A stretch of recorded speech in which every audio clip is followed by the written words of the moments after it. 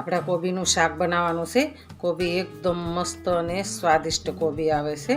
તો આપણા કોબીને કટિંગ કરવાની છે। ગુલાબી કોબી છે અને આપણે કટિંગ આવી રીતના આપણે કોબીને સરસ કટિંગ કરી નાખી છે। કોબીને સરસ ધોઈને આને થોડીવાર પાણીમાં ડુબાડી રાખવાનું। આપણે આને સાઈડમાં લઈ લઈએ। હવે ટમેટો કાપવા મોટા પીસ આપણે એકદમ મસ્ત શાક બનાવવાનું છે। તમે પણ બનાવજો અને ખાવાની મજા આવે। આપણે એમાં એક આ ટમેટો નાખીશું। આપણે આ 2 લીલા મરચાં લેવાના છે। 2 લીલા મરચાં કટિંગ કરીશું।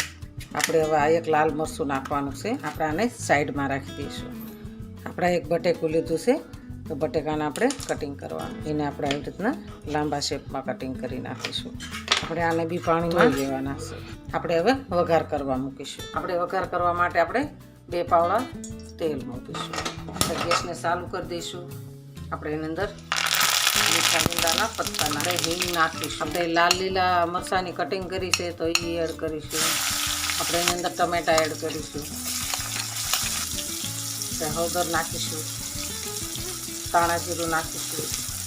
આપણે સરસ એને આપણે સ્વાદ પ્રમાણે મીઠું એડ કરવાનું। આપણે બટેકાને ધોઈને કમ્પ્લીટ કરી નાખીશું। લાલ મરચાંમાં આપણે લસણ નાખીને પેસ્ટ બનાવી નાખીશું। તો આપણે લાલ મરચું આપણે એમાં હવે ગુલાબી કોબી એડ કરવાની છે।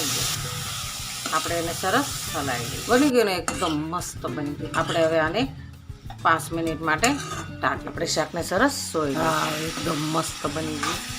આપણે ઉપર લીલા ધાણાને એડ કરી આપણું શાક સરસ તૈયાર છે। તો આપણે આને નીચે ઉતારી લઈશું। ગેસને બંધ કરી દઈશું। હાલો ખાવા।